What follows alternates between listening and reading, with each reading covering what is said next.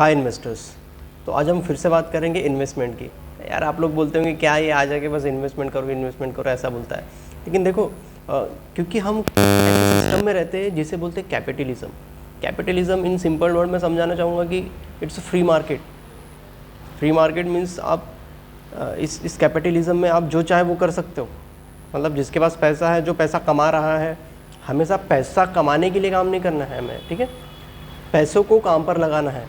और वो लोग जिनके पास पैसा है वो कैपिटलिज्म को समझते हैं, वो मनी किस तरीके से वर्क करता है वो समझते हैं।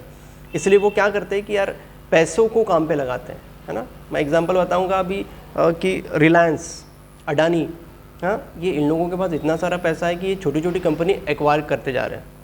मतलब छोटे छोटे बिजनेस को एक्वायर कर रहे हैं और वो अपने रेवेन्यू जनरेशन करने का, मतलब पैसा कमाने का जरिया बनाए जा रहे हैं, है ना। तो यही बोलते हैं, इसे ही बोलते हैं कैपिटलिज्म।